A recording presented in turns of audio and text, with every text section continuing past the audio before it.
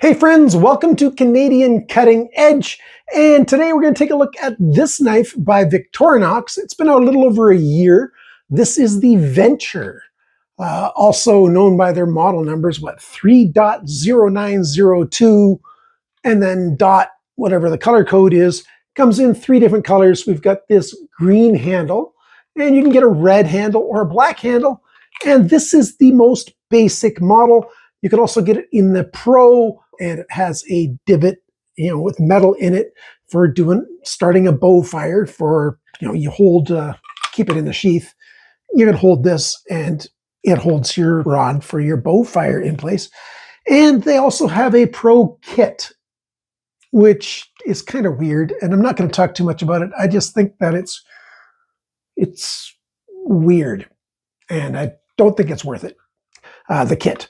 I don't even think that the Pro version is worth the extras that come with the Pro version, but Victorinox likes to throw in loads of different extras into their stuff to make it look like it's super multifunction.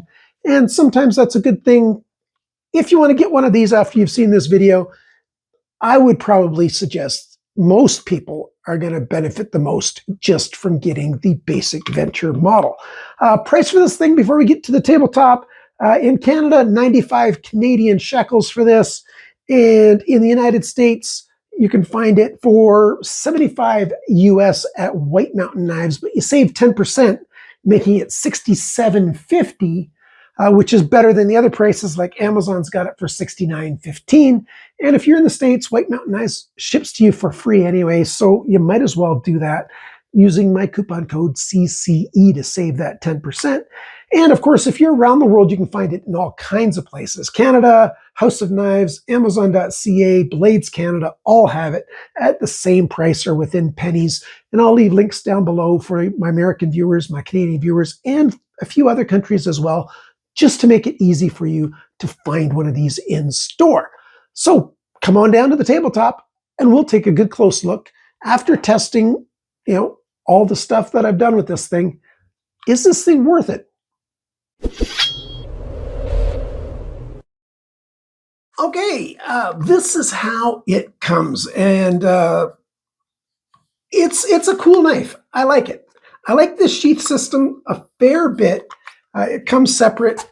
The sheath is basically, pull that all out, this piece, which is, according to Victorinox, this is for starting a fire. It's your bellows. Well, you're the bellows, and this is the nozzle, because we've got holes here for rain to drip out of. You seal up that hole there, and you blow into here, which concentrates your air pressure to help you light a fire. Yeah, you can do that, and it works. It's kind of creative. I do like the idea, and I do like that they've mentioned it. But you can do this with so many sheaths, especially hard sheaths. Now, ones that are sealed work best, but even a Kydex sheath tends not to leak an awful lot, on the sides, although some do an awful lot, others don't. But this kind of sheath, you can certainly use it for that. You blow in there, and it helps concentrate the air into the fire. This part is just, it was smart. It's lightweight. Well, this is really lightweight as well. And because of the way this is made, it's ambidextrous. You can use it on the right side or the left side without doing anything. You don't really need to do anything at all. But this feeds through there, and you pull that little D-shaped O-ring. That's what I'm calling it. It's an O-ring. It just looks kind of D-shaped because of that, but it's basically just an O-ring with a flag on it. And you slide it up over, and that holds on. So pretty nice. And then you've got your belt loop right here. And I don't watch reviews of knives that I want to review, except for, it might be the thing that inspired me to do this video. I saw a bit of a short video, and one guy was saying how dumb this thing is, because when you put it through your belt, it's hanging there, and the knife just sort of hangs off to the side, and that's just, okay, that guy was being ridiculous, because that's what that O-ring thing is for. There you go. So now when it's in your belt, it sits next to your waist nicely, although it still has a little bit of play, And I did find when I was getting in and out of my vehicle, then it was kind of nice to have it loose like this, and it had a little bit more less chance of digging into my side. But that's just an ingenious little thing to put on there, that O-ring, and ta-da, it works. Now I don't know what you're going to do if that O-ring ever breaks, because it got put on there before this part was sewn together. So hopefully it won't wreck. It's stayed together now, but I haven't really used it that awful long. Sheath retention is quite good. Actually, I'll say fair, not quite good. Doesn't take an awful lot to push it out. Easy to click in there. Like I said, it goes either way. And so clicks in there, holds on, not bad. There is a little bit of a rattle. So if you don't like that at all, there you go. You'll have to put something in the bottom there, but that's going to then defeat your blowing for your starting your fire. But yeah, nice. This is probably a TPE. Maybe it's an ABS plastic. They don't say what this is, but there you go. That's the sheath.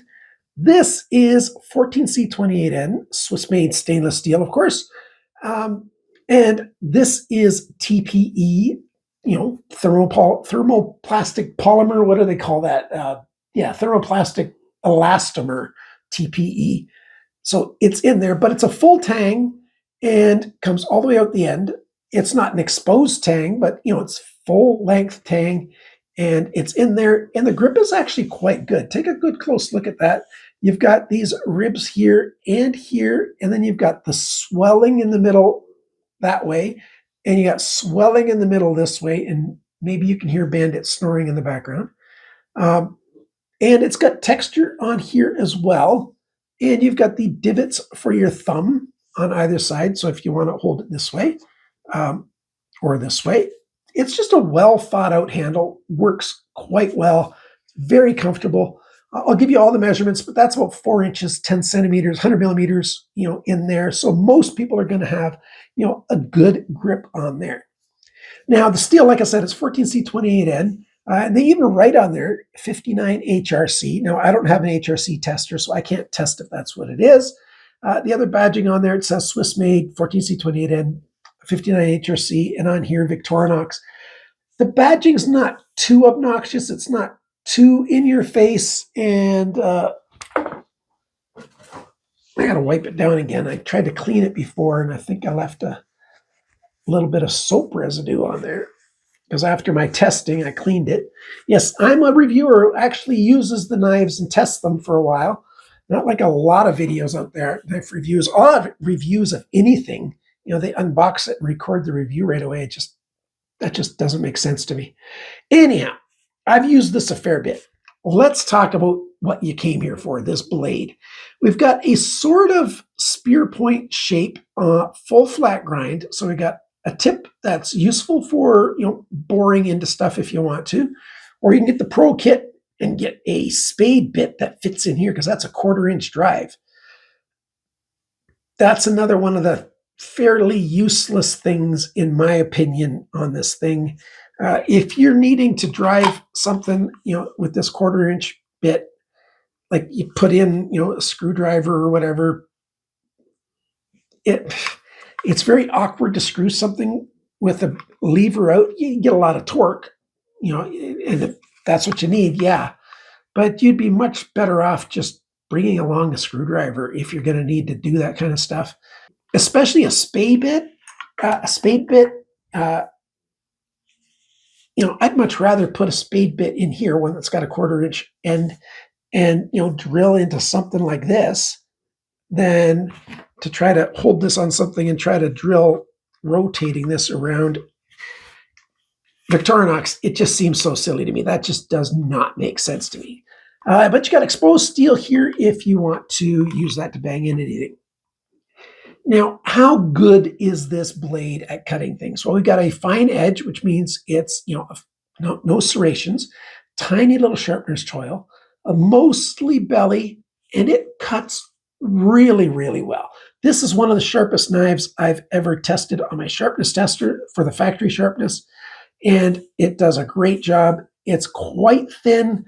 At this end here, it's about 12 thou thin behind the edge, and at the tip it's a little bit thicker. It's closer to 18 or 19 thou. So it's still thin even at the tip. The average thickness behind the grind was, where's my sheet right there? 0.36 millimeters, 14 thousandths of an inch thin, which is why it slices so well. You got a little bit of jimping way up here. Now, what's that for? Well, that's if you need to be doing, some skinning. It just gives you that much better control, or other kind of fine cutting. Putting your finger up there, it just gives you a much finer control of the knife if you want to be cutting that way. And that works quite well. I wouldn't have minded some jimping up here, but they're leaving everything, just a square edge, because with the Pro version, you also get a ferrocerium rod, and you can spark that to make fire. I tested with this on my own ferrocerium rods, and yeah, this edge here is nice and crisp and sharp, and it works really well for that. So that's good. But the main blade itself, well, let's give you the measurements, and you decide if you think it is a good size to use. The weight of the knife, 116 grams, 4.09 ounces. So it's not a heavy beast. The whole sheath system on the basic version like this is 39 grams, which is 1.38 ounces. So together, 155 grams, just under 5.5 ounces, 5.47 ounces. Like, yeah, it's not a big, heavy, chunky knife. And being a survival style and a full tang, I think this is a good choice for that. The sharpness from the factory, like I said, 90 bests. The average for the knives that I test is more like 140 to 150 bests on my tester. The smaller the number means it's sharper. Now, the length of the sharp edge is 106.9 millimeters, 4.21 inches. The total blade length from the tip to the closest spot on the handle scale here, it's 107.2 millimeters, 4.22 inches, so barely any longer. The blade depth, it's biggest right about where it says Victorinox. Actually, it's a little smaller here, and of course it gets smaller to the tip. That is 27.5 millimeters, 1.08 inches. The thickness of the blade stock, so here at the ricasso, that is 3.38 millimeters, 1.33 inches. So most of it is, the spine is a little bit over 1/8 of an inch until you get up here, because then it starts to taper down. And the thickness behind the grind, like I said, 0.36 millimeters, 14 thousandths. The length of the handle, now I measured the handle from the beginning of the TPE right to the end of the steel here. That is 122 millimeters, even 4.8 inches. And the thickness of the handle at the thickest spot right here in the middle, that is 21.4 millimeters, 0.842. So yeah, it's a decent thickness there. This way, 29.2 millimeters, 1.15 inches. And of course, smaller at the two ends. It's just a well-designed handle for getting your grip on there. The grip area between here, like I said, about 100 millimeters, 4 inches. Total length is 229 millimeters, 9.01 inches. So that's good. The price, yeah, that's not a bad price. Under $100 Canadian, that is pretty good. And you know that Victorinox is going to do a good job with it. And I'm so glad it's 14C28N. I really wish they'll be making more and more of their pocket knives, their folding, their multi-tool knives with 14C28N. That will be a really good day when that starts happening more. Let's talk about some more of these features. The sharpener's choil, it's pretty tiny right there. That's a pro, and that's also a con. It's pro in that stuff's not going to catch in there. Sometimes when you're cutting things, especially if you're doing bushcrafting kind of things, stuff can get caught in a sharpener's choil. So it's great when it's not very big. The placement of it, though, is quite well. Once you've sharpened this knife, a number of times, I'm not sure how many it's going to take, you might end up shrinking the blade this way up into that ricasso and past the sharpener's choil. And you'll have to remake a new sharpener's choil if you want one, or you just do without. It really doesn't matter. By then, you're not going to be too concerned about the cosmetics of the knife, I would guess, if you own this thing. So overall, I used it to baton with, tested just fine. I cut all kinds of materials with it. like I always do in all my tests, I don't show cutting tests because how well I can demonstrate cutting has a whole lot more to do with the guy behind the knife than it does with the edge. Anybody can make a knife look terrible, and any good knife can be made to look good. Uh, so, yeah, it's much more to do with the skill of the handler than it is, how good the edge is. You're just taking the person's word for it either way. So I'm not going to waste my time record. Well, it's not a waste of time. I just don't record all my cut tests and stuff. I'm not claiming to be a perfect cutter. I've got arthritis in my hands and stuff, and sometimes it looks like I'm pretty weak, and sometimes it looks like I've done a great job. But I did all kinds of things: feather sticks, all kinds of wood cutting, notching, doing some light batoning. If I want a baton, I'll get a fro or a hatchet. If I want to do all that stuff. So I just don't do an awful lot of that with my knives. But this is a good size, little over 4 inches of cutting edge, and another 5 inches or so in the handle. It's a really good size. Well, I didn't talk about the balance point, did I? Right there is the balance point. So that's pretty good. I don't mind if the balance point is a little bit more forward, but this thing's so light, all told, that it really doesn't matter. And like I said, you got this end here for pummeling stuff. And you do have this if you really want to do it. I do have a spay bit set at home, but they're not 1/4 inch drive, and so I couldn't test it on here. So I just took the functional equivalent of putting it in here. As I just clamped it with a vice grip, and it's very odd drilling. If your drill point's here and you got a big long lever trying to go around, that's a really awkward way to drill. Like I was saying before, it's much better to use something else, or just a regular straight handle, driver. So yeah, I think that's kind of silly. If you want to get the Pro kit, it doesn't make sense. The other good thing about the Pro kit is they've got stones for sharpening that you basically pull through and sharpen either side of your knife, which might be a pro for you. I would suggest just get a different field sharpening kit that you want to take along. But that one's not terrible either. So what do I think of this thing? I like it. I like it a lot. TPE is a really strong plastic. I don't see this cracking or breaking even in cold Canadian weather. If you start, hitting this when you're wanting to be hitting the spine, like if you're batoning and it's -25, -30, or even colder out, yeah, you might crack that. But if you don't abuse this handle's going to last an awful long time.